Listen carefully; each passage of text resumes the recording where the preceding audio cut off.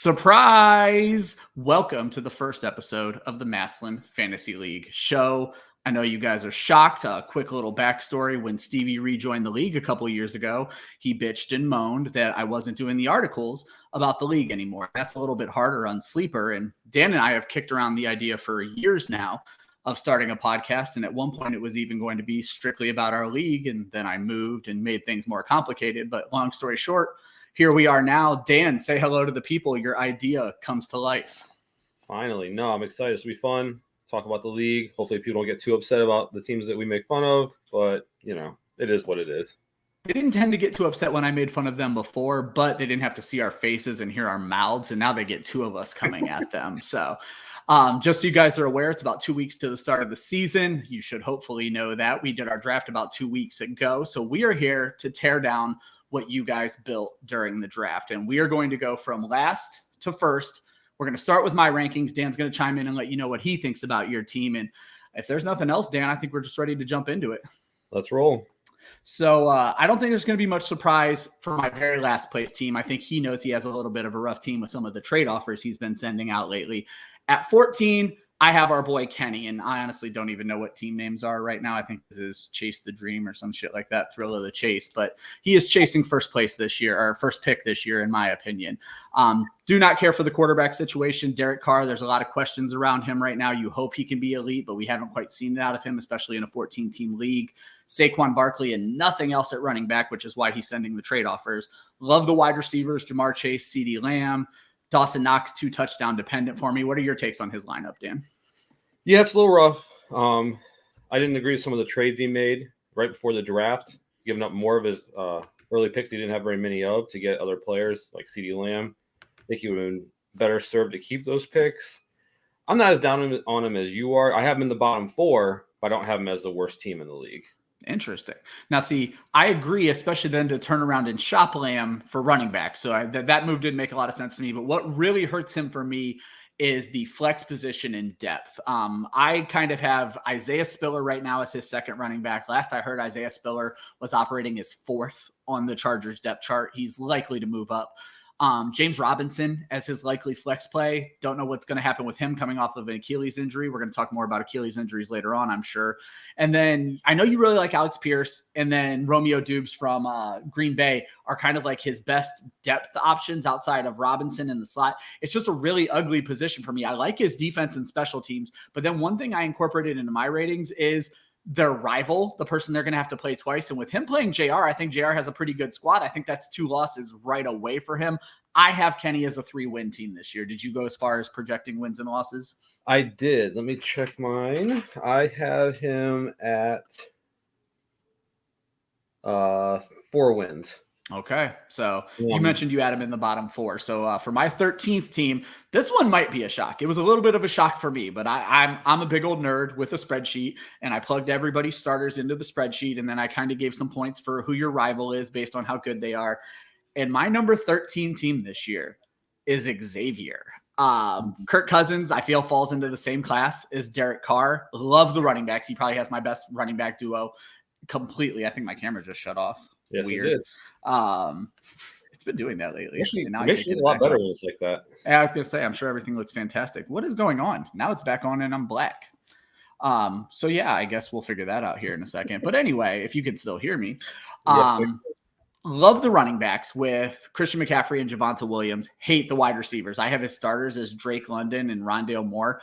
I don't think that's going to cut it. Travis Etienne in the flex. What are your takes on Xavier's team? I'm right there with you. Again, I don't have him clear down at 13. I have him a little bit higher than that. I think his running backs will carry him a little bit.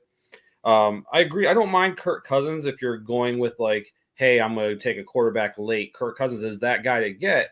But till you're taking a quarterback late, it's because you've went early on a lot of wide receivers and running backs, and you're stacked there. And that's just not the case for him. He was in that tough spot where he traded all his picks last year, didn't have the picks this year. He made the best of the situation, but I agree. I have him as that kind of like middle of the road team, not necessarily the bottom, but not contending for a playoff spot either. One of the things he did that kind of hurt him in my rankings, I have him as our worst rated defense and special teams. He's going to stream his kicker, which I have no problem with. Denver should be pretty good. I don't know how I feel about Aiden Hutchinson. I understand he has the hype of Hard Knocks.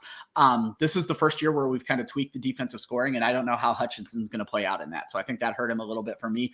I actually have him as a 3-win team with Kenny as well, because spoiler alert, Darren has one of my favorite teams in the league, so I think it's going to be a tough rivalry matchup for Xavier this year. So I have Xavier at 4 wins as well as Kenny. All right, so we're in lockstep. I'm just a little bit more down.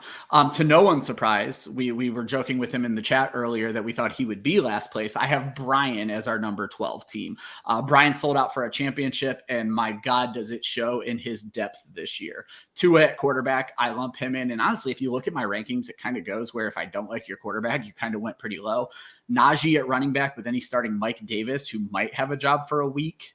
Not great there. Obviously, excellent at wide receiver, Adams and Tyreek. I hate Cole Kmet. If you don't know that about me, I despise him. Most of the people in the league have picked up on that. Tyler Lockett in the flex. Actually, I don't mind his flex options with Lockett, Landry, and Chark. The issue being he has no running back depth whatsoever, and he has one of the best rivals in the league this year. Terry, I have Brian as a 4-win team missing the playoffs. Yeah, I have Brian at 4 wins as well. Also, he's not in my bottom 4. Battling for that number 1 spot. Hopefully, he has some guys that will be peaking in that playoff window to get that pick. But yeah, he's just not there now.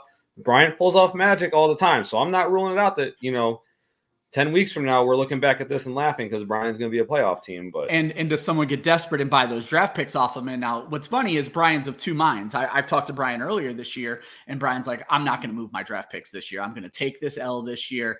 But then it creeped into his mind. We've never had a back-to-back champion. Now he wants to do that. But the question is, will there be buyers for his draft pick, people who are looking to move picks? Because everybody thinks they have a chance to win right now until we put this show out and absolutely crush them. So I'm going to switch things up a little bit here, Dan. I'm going to tell you who my number 11 team is, but I'm going to let you talk about them first. So at 11 for me, I have our newest manager, Greg, coming in with the 11th best team. So I'll let you talk about Greg's team a little bit. Greg, another situation where he has the good receivers, not very good at running back, in my opinion. Aaron Rodgers, while he's traditionally a great quarterback, you just don't know what you're going to get out of him this year. Makes me a little nervous. I have him up a little higher, just strictly because I think the schedule kind of breaks his way a little bit. And you know me, and my big philosophy is you're all about the schedule. It's not who you have on your team, it's who you're playing and when.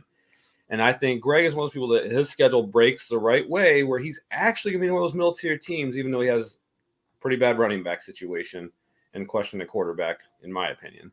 So, I think he's one of those guys that, again, not necessarily, battling for a playoff spot, but if a couple things break his way, it could potentially happen. Interesting. See, I have him pretty firmly. What's that? I'm sorry. I was going to say, I have him at 7 wins. So we differ on Greg. I have Greg as a 5-win team, and he is pretty well at the bottom, just slightly above Brian for me. I actually love Dak, and I love his wide receivers. It is an issue at running back for me. Now, if Tony Pollard becomes the PPR threat that they're threatening for him to become in Dallas, I could be very wrong here. Zach Ertz is someone who worries me. He's been battling injuries this preseason. They bring in the best-rated rookie tight end, and Zach Ertz kind of flourished when they had no wide receivers, and you would hope they fixed their wide receiver issue. But far more important for me, it's his flex. Michael Thomas starting in the flex spot, and I guess you could slide him to the wide receiver, but no, you wouldn't, not with his wide receiver. So Michael Thomas in the flex. Are we ever going to see the real Michael Thomas again? His next best bench player is Aaron Rodgers, who's backing up Dak. Wonderful defense and special teams. Tampa Bay, Derwin James, Harrison Butker, one of the best, if not the best defense and special teams in the league. His rival is tough with Rob. I only gave him like a 25% chance of winning one of the rivalry games. So it's an ugly schedule for me. Now, I didn't dig as deep into you as you did. I kind of focused just on the rival. So I'm going to keep it going. Your buddy Phil comes in at the number 10 spot for me. So again, I'll let you lead off. Go ahead and talk about Phil. So I'm pretty confident when Phil drafted, like the power went out on his house or something, because I think, did a terrible job drafting. If this was a dynasty, he's my last place team. I have him at 3 wins. If this was a dynasty and you draft nothing but rookies, great. You're building for the future. I don't understand what he was necessarily thinking. I get Kenneth Walker early, I guess. But if you that was before the surgery, the hernia surgery. So it was. I understand. And again, not holding that hernia surgery against him, injuries are going to happen to everybody. But if you have he had three decent keepers, in my opinion, with Chubb, Diggs, and Cooper. Yeah. And you have a chance to add Zeke as your number 2 running back, and you choose to go Kenneth Walker. I think that's a mistake. Are you not trying to win this year? Are you just giving up like, oh, who cares? And then you come back with another rookie running back in James Cook, who is on a – and again, I don't hate rookie running backs, but if you're going to be on a team that historically, even without rookie running backs, goes running back by committee. Yeah. It is a bit sketchy. I just think if he went Zeke and maybe Chris Godwin and then took Hutchinson and Ertz like he did, he has a decent team then. Yeah. But instead, he went with these guys and then followed up with more rookie receivers later instead of adding guys that you know are going to do well.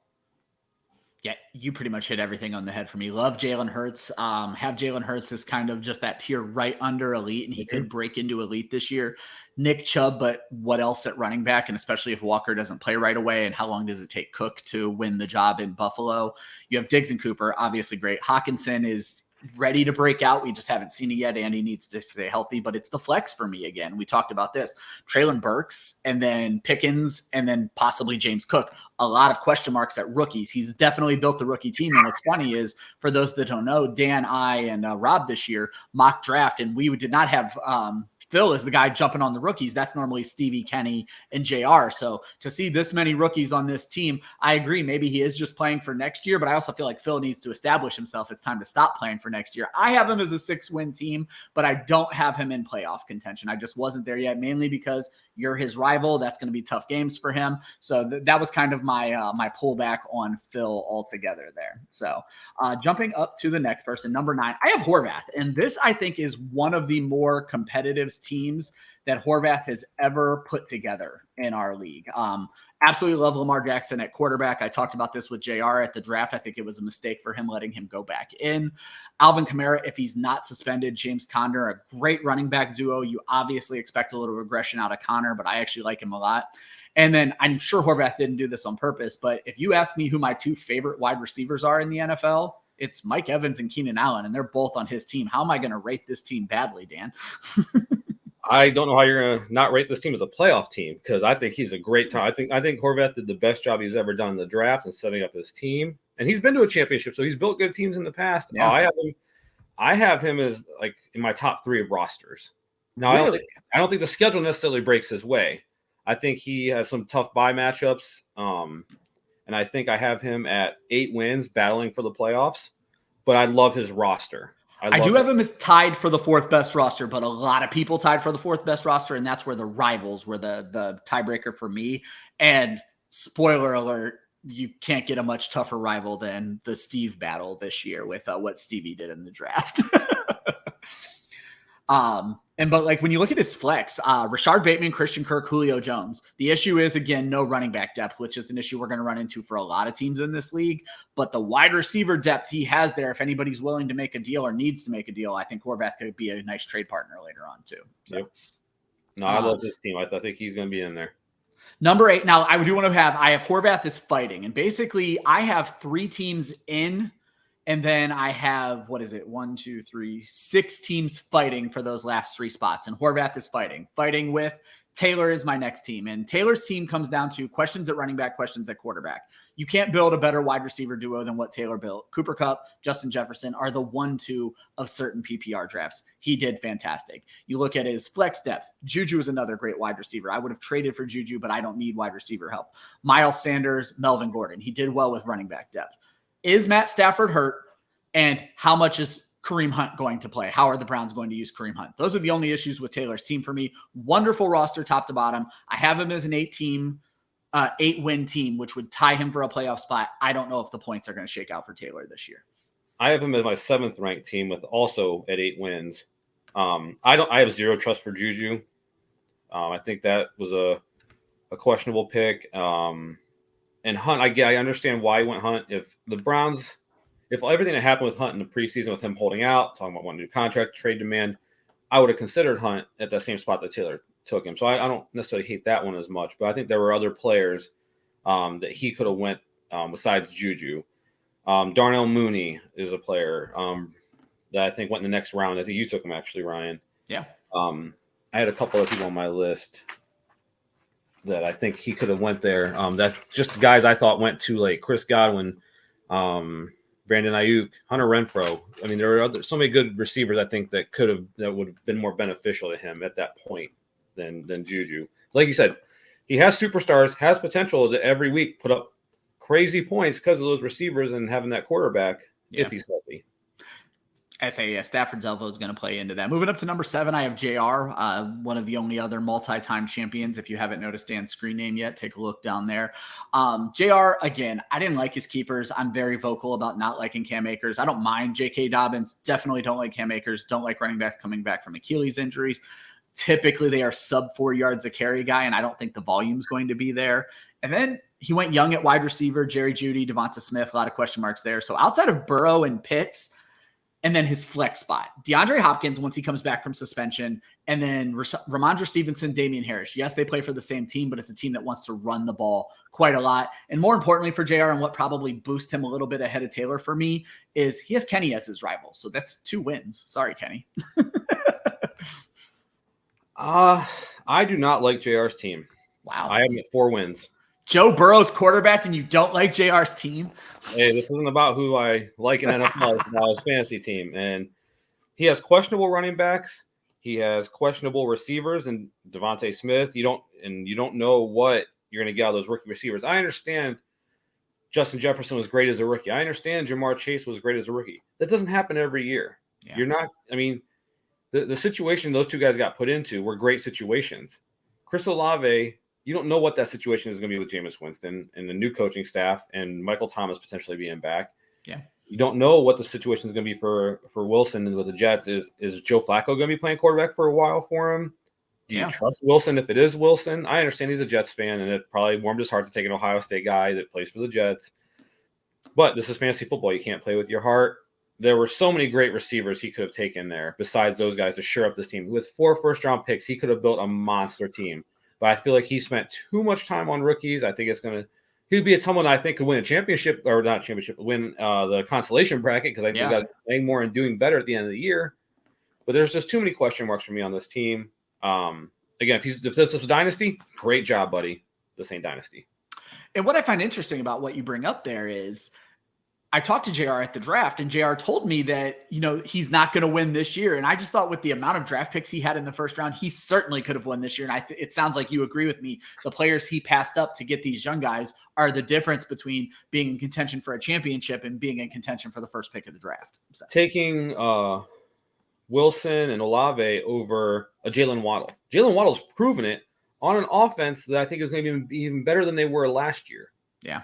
I have a lot of question marks about those picks. And like you said, I don't understand building for next year. This isn't a dynasty. I understand maybe if those guys do have decent years, you feel more comfortable. You can only keep 3 of them. Exactly. So basically, you're going to be throwing those guys back in the draft or giving up on the keepers you just kept. So you don't really believe in Akers. You don't really believe in Dobbins. I mean, you just can't keep all these guys. It's not something that's going to happen. I like it. Dan, I have you at 6.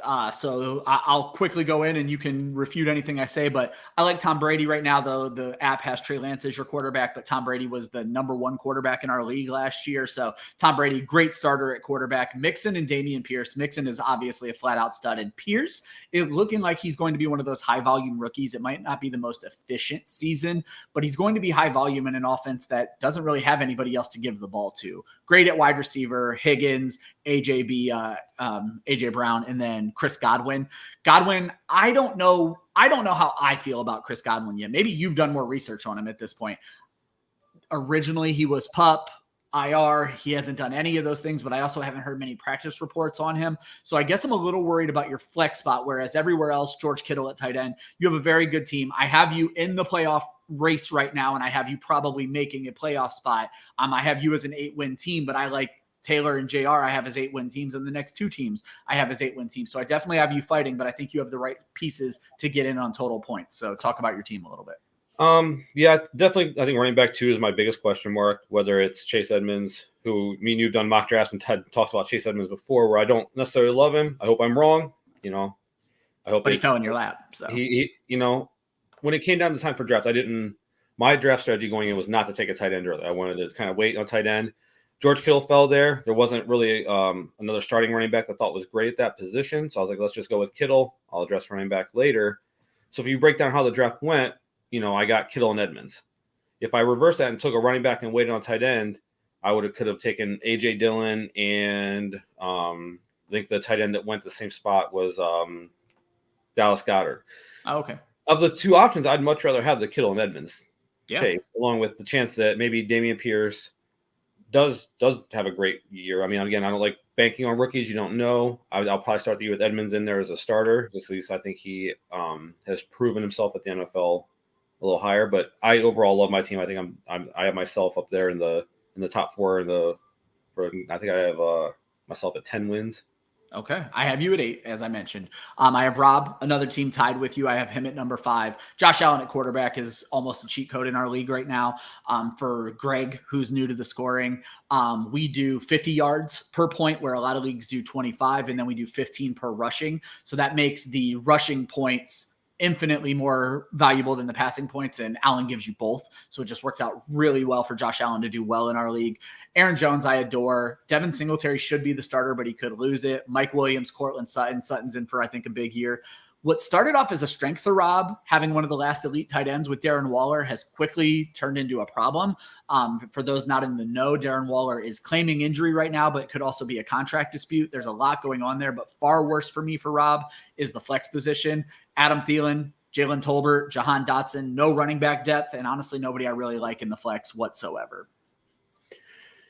I'm kind of right there with you on Rob. I have him in the playoff area. I have him at 10 wins as well. I like like you said, Allen, his receivers. I think the situation gets worked out. Yeah. I don't like Singletary. Again, he doesn't have a lot of depth, but I do think the schedule breaks his way, and that's how he gets those 10 wins. I think when I broke down every week, looking at who's on bye, who he's playing is on bye, I think the schedule really breaks his way a lot, even though I don't necessarily have his roster as high. I have him as a 6th best roster. Okay. I have him in that big grouping of tie, which you're going to run into with a lot of these guys. Next up, I have Darren. I think Darren did a great job. Russell Wilson. I think there's a lot of reports out there that Russell Wilson is just gelling in this Denver offense. We could see a huge season from him. Zeke and Cook, you mentioned, you thought Phil should have taken Zeke. Zeke and Cook, excellent 1-2 punch. Wide receiver, I like Terry McLaurin. I'm notoriously down on Gabe Davis. And then Mike Gesicki, all the reports have been bad for Mike Gesicki. He does have Hunter Renfrow and David Montgomery for his flex / wide receiver 2 spot. So what's your take on Darren's team? I think Gabe Davis is really what's hurting me, because Darren might have, if I'm looking at my rankings here, the best defense and special teams in the league with the Indy defense. I don't know he has Nick Bosa and then Brandon McManus. I love what he did there. I don't like Xavier's team, so the rivalry works out in Darren's favor. It's the wide receivers that are kind of worrying me a little bit. The wide receivers, I worry about David Montgomery. See, I don't think he has to rely on him, and that's where because Cook is on his bench right now, so the app screwed me up a little bit there, but I don't know how much Montgomery actually worries me. So I have Darren on the doorstep of the footstep on the playoffs. I think he's right there. I have him as the 8th best roster overall, just because of the wide receiver depth. But he's that team that if you told me at the end of the year, hey, he made the playoffs, I could see it. I could absolutely see it. I think from where he was before the draft, I thought he did a really good job at the draft. I didn't think that because he didn't have. He had traded a lot of his picks away. He did make a lot of trades. To build this team, I'm pretty impressed with what he did. But I don't know that the schedule necessarily breaks his way. I think he's one of those guys that's hurt by the schedule. I only have him getting 5 wins, even though I actually like his team. See, I have him as an 8-win team, and I think 2 of those come off of the back of Xavier. Not to beat the dead horse, but I'm not a fan of Xavier's team this year. Dan, I have myself at number 3. Roast me. I'm not going to – I like your team. I have you in my – we'll talk about where I have you finishing later, but that terrible shirt. I have you at, let's see, 10 wins as well. I think you're up there. It just comes down to me for your team. It comes down to A.J. Dillon. Does he live up to expectations of the hype that's there this year? Because I think it's hard to go into the season without 2 starting running backs, even no matter how good the rest of your team is. And obviously, Kelsey's getting older. He's showing no signs of it, but it's something you have to consider as he goes. He's 33 this year. That's getting up there. But I think you have a good team overall. Obviously, Mahomes can win you any week, and especially when you have Kelsey, if those two go off, your team's tough to beat. So I'm far more concerned about my wide receivers. Deontay Johnson with a bad quarterback situation, Darnell Mooney with a bad offensive situation.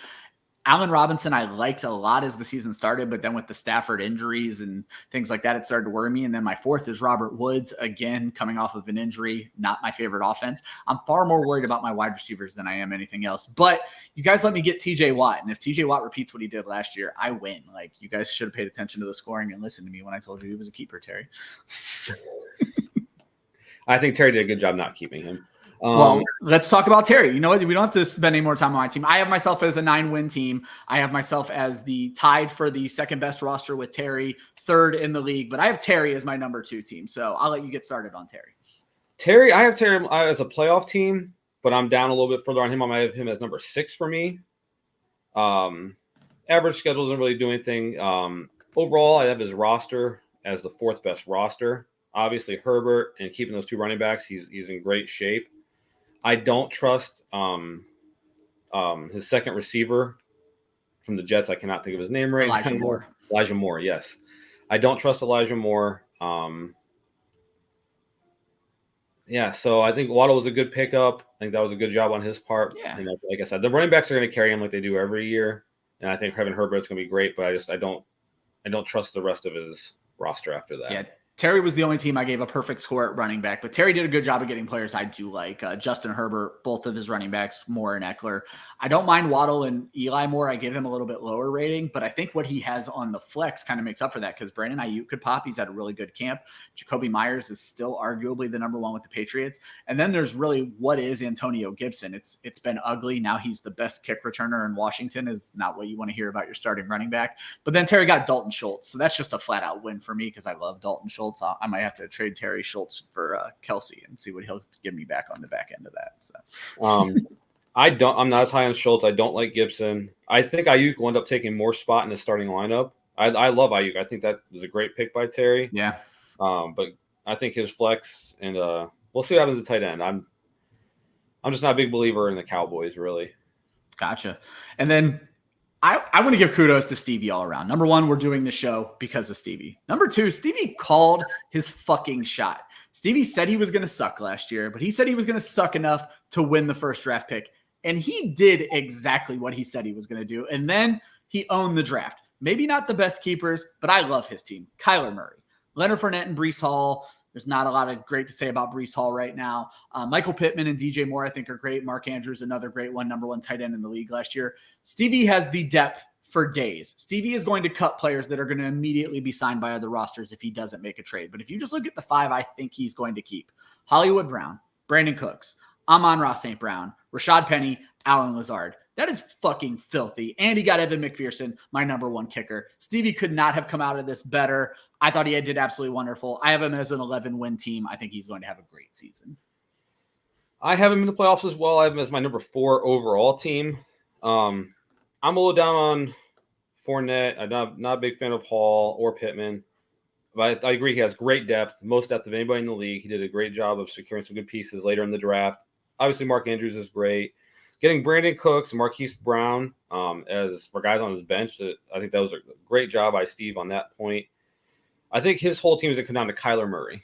Okay. Kyler Murray was great at the start of last year.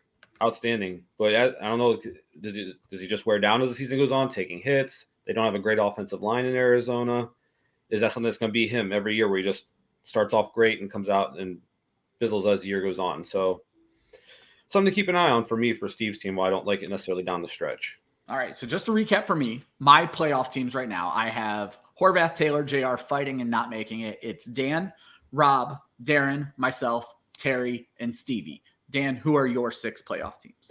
My 6 playoff teams are the 2 of us, Rob, Stevie, Horvath, and Terry. Okay, so we're very similar. I have Darren in, you have Horvath in. So I think that's where the major difference lies there. So I had a lot of fun with this. Guys, the goal is that I've created a YouTube channel. That's where you're going to be watching this because I'm going to send you all the link later. We're probably going to live stream this weekly. There's going to be weeks where if you guys want to come on, if you want to try your hand at this, we're going to have you guys on as guests. We're going to talk about the weekly matchups as long as we both have time. We're going to have a lot of fun with this. We're going to make fun of your team. If you get mad, come on the show. Tell us why we're wrong. Don't be a bitch about it, basically. Dan, do you have anything else to say to these folks? I want us to call our shots. Who is in the championship? Oh, you know what? I meant to do that. Terrible hosting job by me. So I'll go first because I fucked up.